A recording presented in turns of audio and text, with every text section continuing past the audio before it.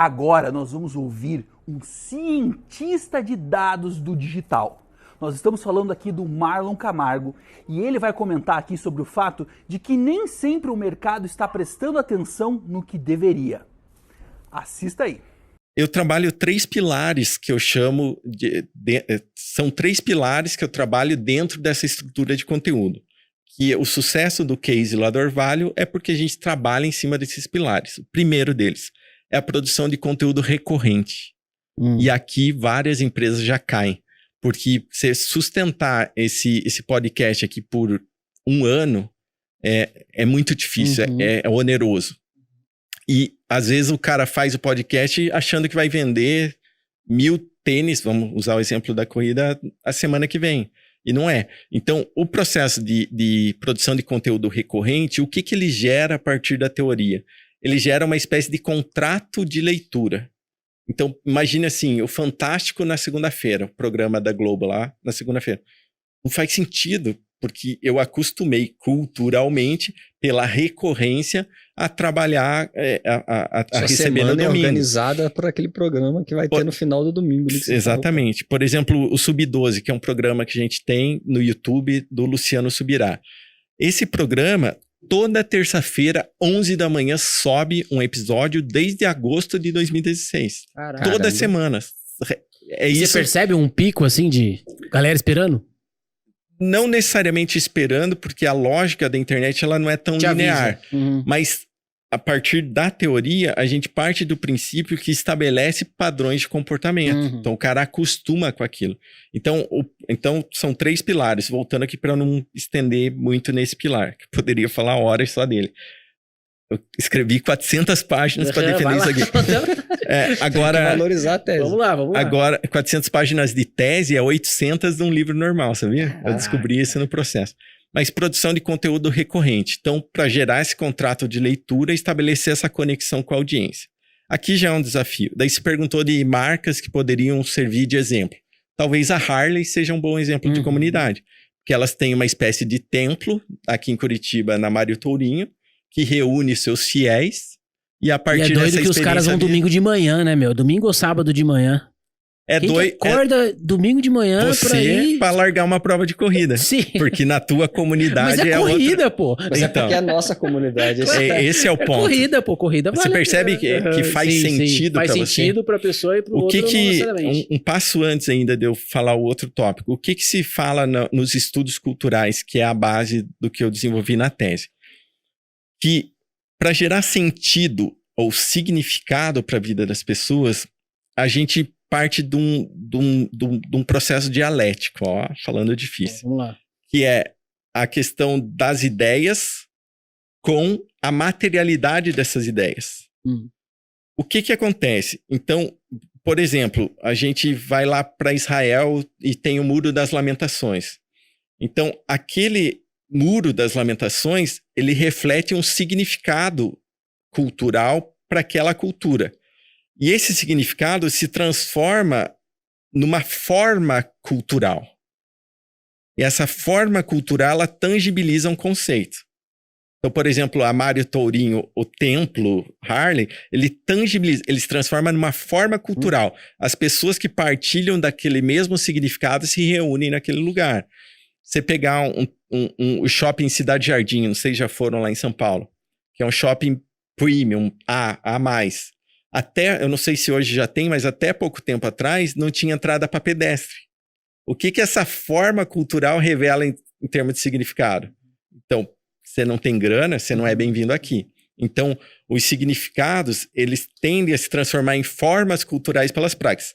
Só contextualizando aqui... E é possível criar isso no espaço virtual ou tem que ter uma interação... Tinha os 3 pilares ali do Então, é o terceiro pilar que vai responder a isso. Então, o primeiro pilar, a produção de conteúdo recorrente, que é um desafio. Então, eu sempre falo, quando eu presto consultoria, cara, você teve uma ideia genial de fazer um podcast pulando de paraquedas. Cara, boa ideia. Só que você não vai dar recorrência, porque o vento vai te atrapalhar, você não vai conseguir o avião no dia. Então, você precisa criar um mecanismo que seja mais enxuto, mas que você consiga ter recorrência. Se for para grande mídia, é isso que eles fazem há anos. Então, Então a novela passa sempre às 9 da noite. É recorrência. Já está aí. É só que a gente não percebe. Então, para o ambiente digital é a mesma lógica, porque não é uma lógica de TV, não depende do aparato mídia. Depende do princípio. É meio que comportamental, né? A gente pega hoje, eu cito isso na minha tese, que o meu objeto empírico na tese foi a Orvalho, que é uma instituição cristã e tal.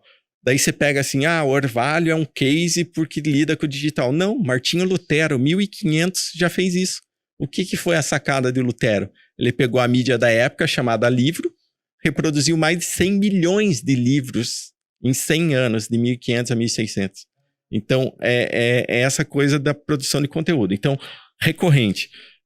O segundo pilar é o mais negligenciado pelas marcas. Então, o primeiro pilar, produção de conteúdo recorrente. Segundo pilar, autonomia sobre a veiculação. Vocês que são os bichão aí de comunicação, a gente tem autonomia quando publica no Facebook ou no Instagram? Já era. Nenhuma. Já era. O Joey Pulitz, que é esse cara do marketing de conteúdo, ele fala assim... Você consegue aumentar ela na medida que você paga para imprimir, Pagou já não é tão autêntico.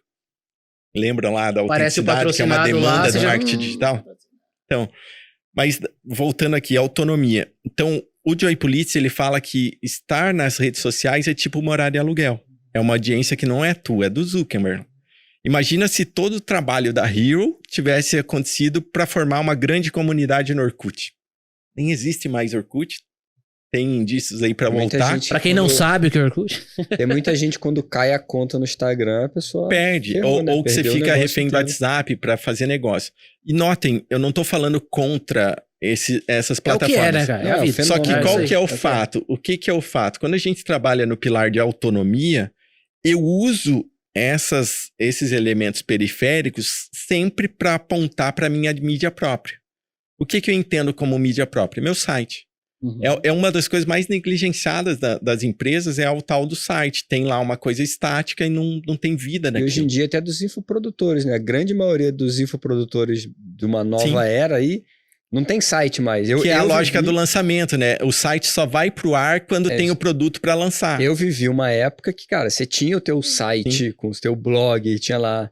Então eu tenho o meu, até hoje eu tenho o meu site. Sim. Tá lá. Mas hoje é super comum você conversar com infoprodutores, a galera que tá no digital, já tá ali médio, grande. Falei, e aí, teu site? Cara, não tem site, é o Instagram. Eu fico... Eu falo assim, não é porque dá certo que é o correto a ser feito. Então o cara pode até estar dando certo, mas em termos de princípio, tem um livro bem legal que eu li só o primeiro capítulo, que ele chama Capitalismo de Vigilância, mais de 700 páginas. E ela fala assim que a onda que a gente está entrando é que a gestão da vida das pessoas vai estar na mão de 5 players. Então você não, por exemplo... Meio que já é, né? Existe uma euforia do metaverso, mas cara, você vai entrar lá, beleza, mas você vai ficar refém da plataforma. Então, voltando aqui para o princípio. Então, produção de conteúdo recorrente, autonomia sobre a veiculação. O que é autonomia? É teu site. Isso aqui implica em várias questões técnicas de SEO, de um monte de coisa que vai contribuir para tua marca, para teu negócio. Isso é um ponto. Outra questão, o domínio da base de e-mail marketing. É uma alternativa porque você tem autonomia sobre tua base. Você tem, por exemplo, eu lido bastante com igrejas. O templo é uma mídia. Uma revista interna própria. Ah, mas revista não dá certo. Conta isso para a Latam agora. Conta isso para a Gol.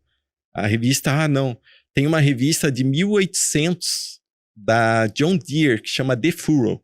Ela está em veiculação até hoje. Que doido. Você vai dizer que não dá certo a revista. Isso também é uma coisa que eu aprendi a partir da teoria, a fugir dos mantras do marketing digital. Por exemplo, o marketing digital fala, não, você não pode fazer texto longo. Eu tenho meu Analytics lá do Orvalho, o que mais tem acesso são os textos mais densos.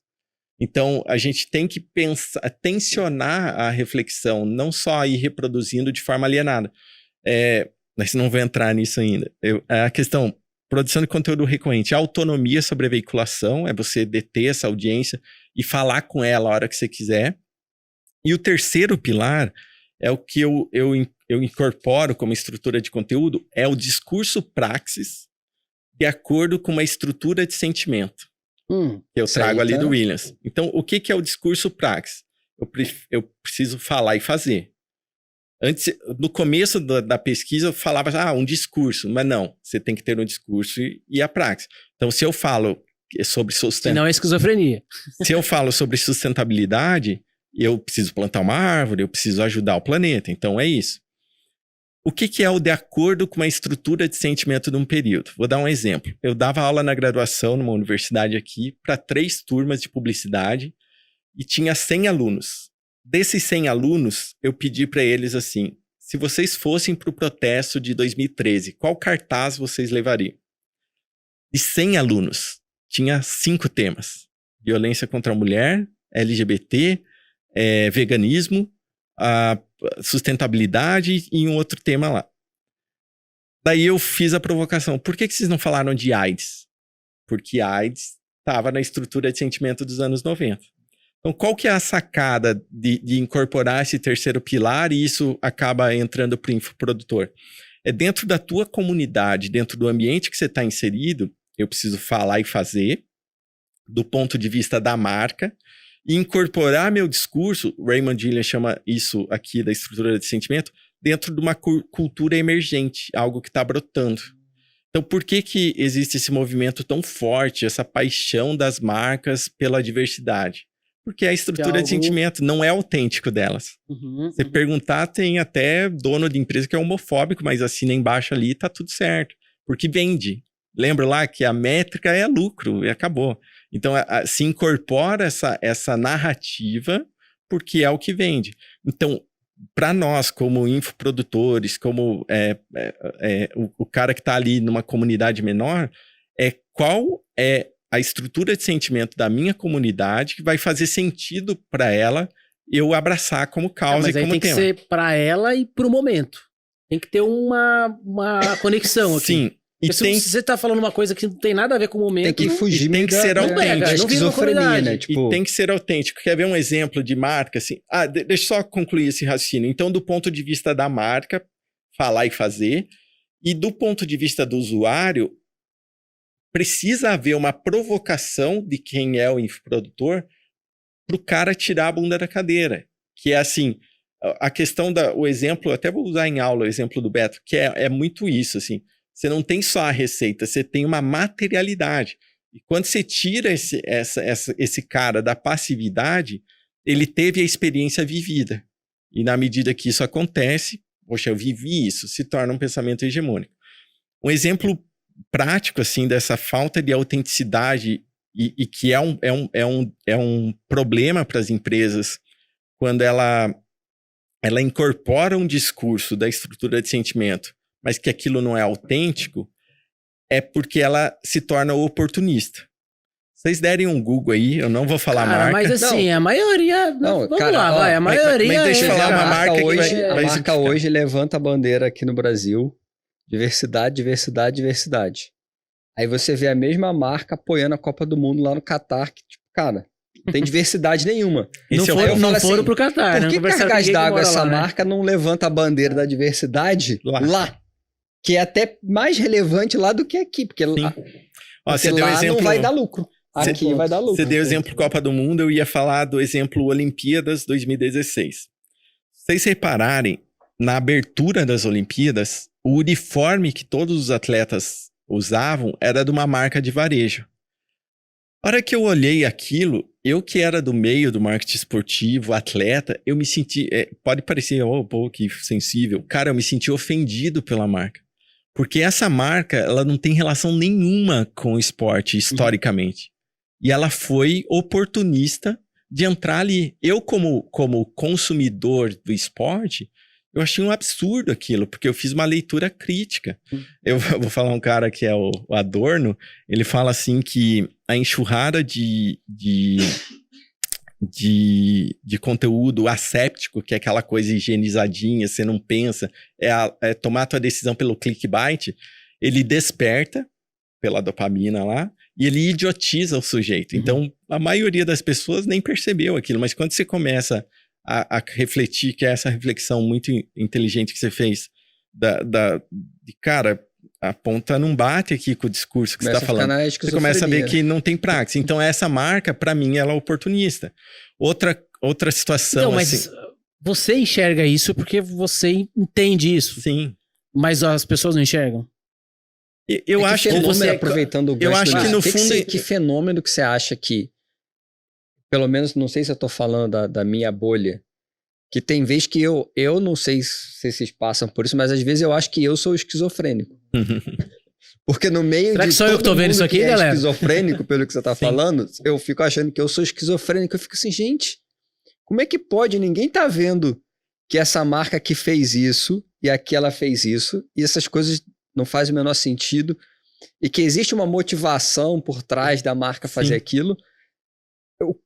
Isso é uma coisa que tem a ver com uma maturidade, com uma percepção, ou as pessoas hoje elas entendem menos o que está acontecendo? Eu acho que entendem menos, e eu lembro o trecho específico que meu orientador pediu para eu suavizar, porque eu usei o termo burrifica, no sentido assim de, cara, a gente tá cada vez mais burro. Até saiu uma reportagem recentemente do QI nosso tem diminuído. Analfabetismo funcional. Por que isso acontece? Porque a gente não é estimulado ao pensamento complexo. O que é o mantra, inclusive de algumas escolas online? Você precisa aprender a fazer. Você pega grandes players aí, eu tenho que cuidar para não dar muito spoiler de quem, mas não, você não precisa fazer uma faculdade, é só você entrar no mercado e fazer. E tem um grau de verdade nisso, mas em tese, uma universidade, ele vai estimular você ao pensamento complexo. Por que o sujeito hipermoderno, ele tá cada vez mais burro e ele não chega nesse tensionamento? Porque ele aprendeu a tomar a decisão cada vez mais acelerada, ele recebeu o repertório dele velocidade 3, ele tem que fazer 1000 coisas ao mesmo tempo para ontem e agora, e que vai entrar, tô merchandise do cara, e vai culminar no livro Sociedade do Cansaço do Han. O que o livro Sociedade do Cansaço fala? Que a gente foi educado numa lógica de performance tão grande que o burnout bateu, que essa lógica bateu. Então, esse cara, ele é mais burro, vamos chamar assim, e isso incorpora nós também, porque a gente tá todo mundo nesse rolê. Todo mundo no mesmo... não tô falando de forma pejorativa, assim, a geração mais nova, mais velha. Não, a gente tá nesse rolê, se a gente não se policiar, a gente entra nesse circuito.